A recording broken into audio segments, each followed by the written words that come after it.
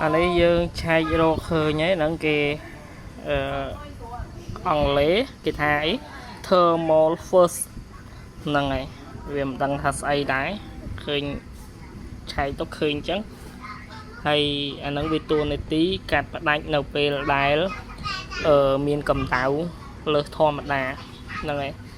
nông đi vì cầm nọp tâm mà rồi học sắp ăn xa nâng này chẳng nông cả này lớn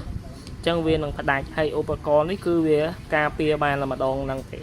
មានន័យថានៅពេលដែលវាផ្ដាច់ហើយគឺអាដុំហ្នឹងវាខូចហើយអញ្ចឹងត្រូវទិញដុំថ្មីយកមកដាក់ហើយទៅទិញនរណាហ្នឹងហើយអញ្ចឹងវាអត់ច្រឡងភ្លើងពីនេះមកដល់នេះទេវាកាត់ផ្ដាច់បានហើយសរុបរួមគឺវាខូចត្រូវដូរហ្នឹងថ្មីហើយទៅបានទីណាអានេះបន្តទៅរិចបានដំណើរការតែក្នុងករណីម៉ាស៊ីនឆ្នាំងនេះដំណើរការខុសប្រក្រតីវានឹងធ្វើឲ្យមានបញ្ហាមកនឹងបញ្ហាធ្ងន់មកអាចនឹងឆេះឆ្នាំងទាំងមូលមកឬក៏ឆេះផ្ទះយកមកអានេះយើងប្រើបដោះសន់យើងដកអានឹងចោលសិនប្រើបានតែគ្រាន់ថាក្នុងករណីមានបញ្ហាគឺវាខូចទាំងស្រុងអញ្ចឹងណាយើងគ្រាន់ដាក់ដើម្បីតេស្តចាំមើលយើងអត់មាននេះណាយើងភ្ជាប់ទៅជាមួយភ្លើងមក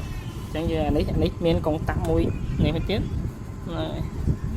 យើងចុចបើកវាមកឆក់កាច់ទៅណាឥឡូវយើងនេះតិចនេះ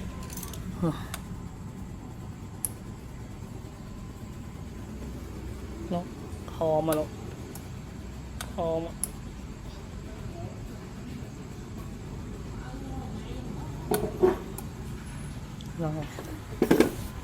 អត់មានអីទេអញ្ចឹងវាអត់សមយើងប្រើបានតែយើងអត់អាច